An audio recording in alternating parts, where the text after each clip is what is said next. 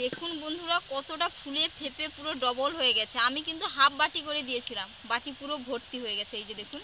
তো এবার আমি এগুলো নামিয়ে নেব। বন্ধুরা ঠান্ডা হতেও টাইম দেইনি, আমি কিন্তু এগুলো তুলে নিয়েছি। খুব সুন্দরভাবে উঠে গেছে। এরকম বাটিতে ছিল, আমি এরকম করে দিয়েছি, উঠে গেছে। আর কতটা সুন্দর জালিদার হয়েছে দেখুন পিঠেগুলো। দেখতে কত সুন্দর দেখাচ্ছে আর কত নরম তুলতুলে, একেবারে সফট। এই যে বন্ধুরা, সুজাতা ভিলেজ কুকিংয়ে আপনাদের অনেক অনেক স্বাগত জানাই। আজকে আমি আপনাদের কাছে সম্পূর্ণ একটা ইউনিক রেসিপি নিয়ে এসেছি। আপনাদের বাড়িতে যদি না ময়দা, চালের গুঁড়ো, আটা এইসব যদি না থাকে, আপনারা কিন্তু খুবই সহজে বাড়িতে অল্প উপকরণ দিয়ে একটি পিঠে করে নিতে পারবেন।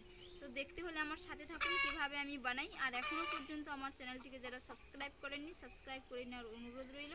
এবং প্রথম থেকে লাস্ট পর্যন্ত স্কিপ না করে পুরো ভিডিওটা দেখবেন, দিলে বুঝতে পারবেন। তো এবার আমি রান্নাঘরে যাই। তো বন্ধুরা, প্রতিদিনের মতো আজকেও আমি এবার রান্নাঘরে চলে এসেছি। তো আজকের পিঠেটা বানানোর জন্য আমি এখানে যা যা উপকরণ নিয়েছি আপনাদের সেটা আমি দেখাচ্ছি। আজকের পিঠেটা বানানোর জন্য আমি একটা ডিম নিয়েছি। তো ডিমটাকে প্রথমে আমি ফেটিয়ে নেব।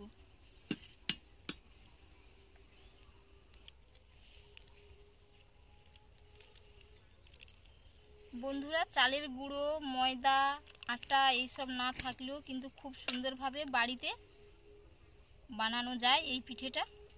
খুবই সফট, নরম তুলতুলে, জালিদার একটা পিঠে আজকে আমি আপনাদের কিন্তু বানিয়ে দেখাবো। এই যে আমি একটা বাটিতে করে 1 বাটি দই নিয়েছি, কিন্তু দইটা 1 বাটি পুরো ভর্তি হয়নি, একটু বাকি আছে। তো এই দই আর ডিমটাকে ভালো করে আমি ফেটিয়ে নেব। একটা হ্যান্ড উইচ নিয়েছি।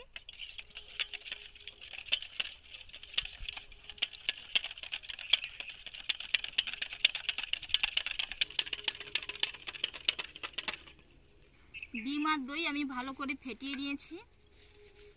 তো আমি যেই বাটির মাপ করে দই নিয়েছিলাম, ঠিক সেই বাটির মাপ করে আমি কিন্তু সুজি নিয়ে নেব।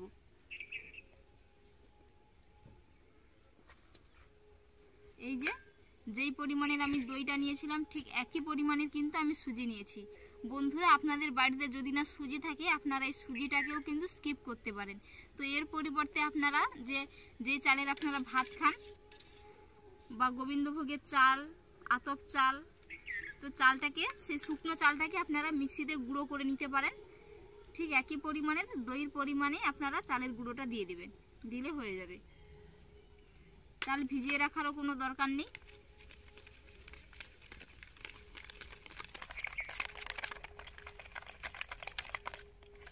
এই যে আমি একটা চামচ নিয়েছি, তো এই চামচের মাপ করে 4 চামচ চিনি দিয়ে দেব।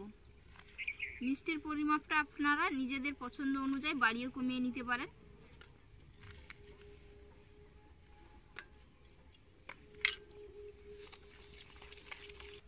ভালো করে ফেটিয়ে নেব, দিয়ে একটা খুব সুন্দর একটা বেটার তৈরি করে নেব।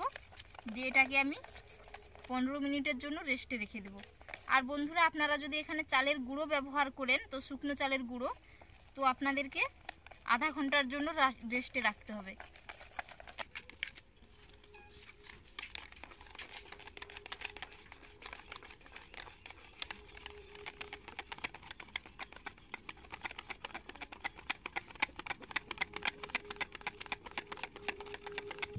এই যে হ্যান্ড উইচ দিয়ে ভালো করে আমি ফেটিয়ে নিয়েছি, বেটারটা রেডি হয়ে গেছে। তো এটা আমি এবার 15 মিনিটের জন্য রেস্টে রেখে দেব।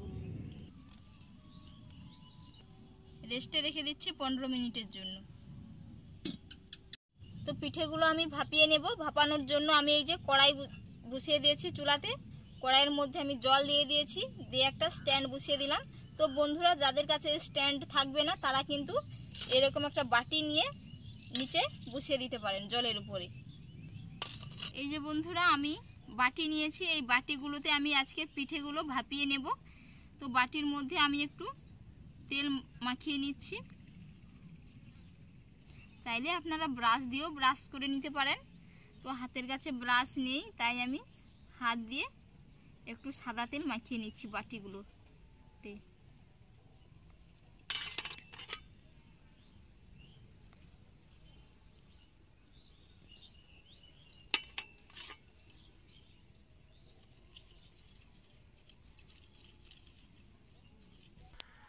বন্ধুরা আমি উনুনটা জেলে নিয়েছি, জলটা গরম করতে বসিয়ে দিয়েছি। তো বন্ধুরা 15 মিনিটের জন্য রেস্টে রেখেছিলাম, ঢাকনা খুলে নিয়েছি। তো এর মধ্যে আমি 1 চিমটে এলাচের গুঁড়ো দিচ্ছি, যেহেতু এখানে আমি ডিম দিয়েছি তো এর কারণে এলাচের গুঁড়ো দিচ্ছি। এর মধ্যে আমি বেকিং পাউডার আর বেকিং সোডা দিয়ে দেব। তো বেকিং পাউডার নিচ্ছি 1/2 চামচ আর বেকিং সোডা 1 চিমটে মতো দিয়ে দেব।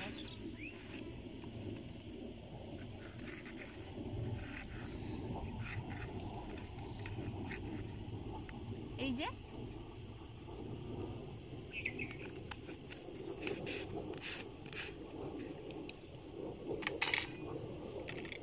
এর মধ্যে আমি 1 চিমটে লবণ দিচ্ছি মিষ্টির ব্যালেন্সটাকে ধরে রাখার জন্য। ভালো করে সমস্ত উপকরণগুলো একসাথে মিক্স করে নেব।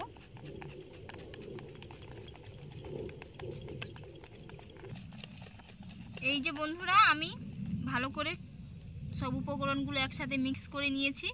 তো আপনাদের হয়তো সবার মনে প্রশ্ন হতে পারে, তো প্রথমে আমি কেন বেকিং পাউডার আর বেকিং সোডাটা দেইনি। তো বেকিং পাউডার আর বেকিং সোডার এর নিজস্ব একটা ক্ষমতা থাকে, তো প্রথম থেকে দিলে সেটা নষ্ট হয়ে যায়। তো যখনই আমি কিন্তু পিঠেটা বানাবো তার কিছুক্ষণ আগে দিতে হবে, তাই আমি দিলাম। বন্ধুরা আপনাদের দেখাচ্ছি বেটারের ঘনত্বটা কেমন হয়েছে। এই যে এর মধ্যে কিন্তু আমি 1 ফোঁটাও জল দেইনি। তো এই চামচের 1 চামচ করে বেটার আমি বাটিগুলোর মধ্যে দিয়ে দিচ্ছি।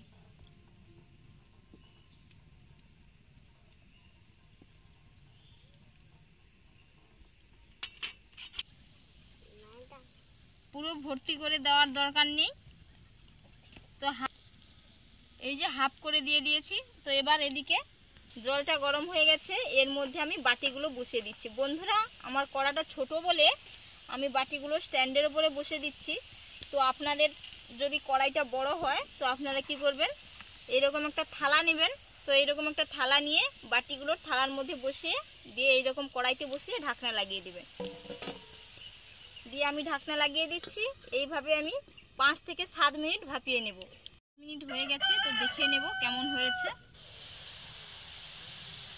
দেখুন বন্ধুরা কতটা ফুলে ফেপে পুরো ডবল হয়ে গেছে। আমি কিন্তু হাফ বাটি করে দিয়েছিলাম, বাটি পুরো ভর্তি হয়ে গেছে, এই যে দেখুন। তো এবার আমি এগুলো নামিয়ে নেব।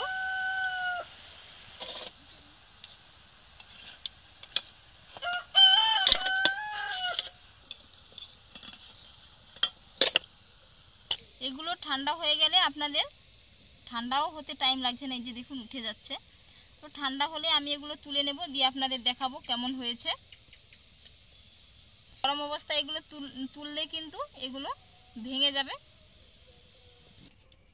এই যে বন্ধুরা ঠান্ডা হতেও টাইম দেয়নি, আমি কিন্তু এগুলো তুলে নিয়েছি, খুব সুন্দরভাবে উঠে গেছে। এরকম বাটিতে ছিল, আমি এরকম করে দিয়েছি, উঠে গেছে।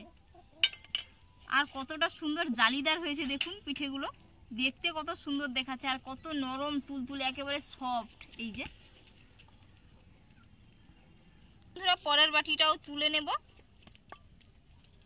এই যে কত সুন্দরভাবে উঠে গেছে দেখুন, খালি বন্ধুরা এতটা নরম হয়েছে কি বলবো, তুলোর থেকেও নরম, সত্যি বলছি বন্ধুরা, আপনাদের মিথ্যে কথা বলে কোনো লাভ নেই। এই যে এটাও তুলে নিয়েছি, বাকিগুলো আমি আবার তেল ব্রাশ করে ভাপিয়ে নেব। এই যে বন্ধুরা দেখুন কত সুন্দর জালিদার হয়ে গেছে পিঠেগুলো। এই যে পরের বাটিগুলো ধুয়ে পরিষ্কার করে নিয়েছি, আবার এগুলোতে তেল মাখিয়ে নিচ্ছি। তেলটা তলায় দিয়ে দিলে আর তলাতে লেগে যায় না, এর কারণে তেলটা ব্রাশ করে দিতে হয়। এই যে বাটিগুলোর মধ্যে ভরে নিয়েছি, এবার এই জলের মধ্যে কড়াইতে বসিয়ে দেব।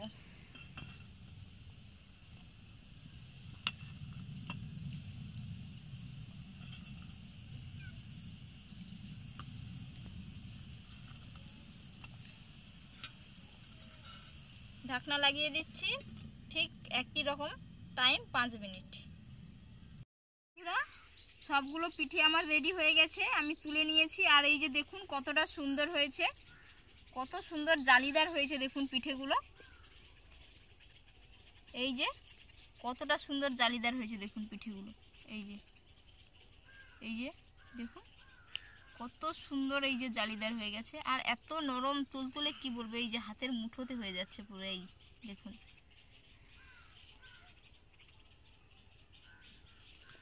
আমার ভাই খেয়ে বলবে কেমন হয়েছে। খেয়ে বল, হ্যাঁ পুরোটা খান।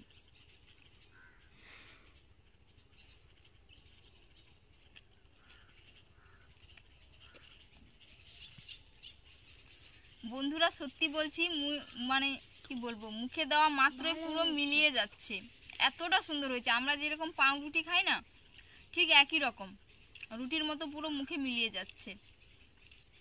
তো বন্ধুরা আজকের রেসিপিটা কেমন লাগলো অবশ্যই আপনারা জানাবেন কমেন্টে, এবং বাড়িতে আপনারা অবশ্যই একবার এইরকমভাবে বানিয়ে খাবেন, খেতে কিন্তু খুবই ভালো লাগবে, অসাধারণ একটা রেসিপি। তো আপনারা ভালো থাকবেন, সুস্থ থাকবেন, ধন্যবাদ।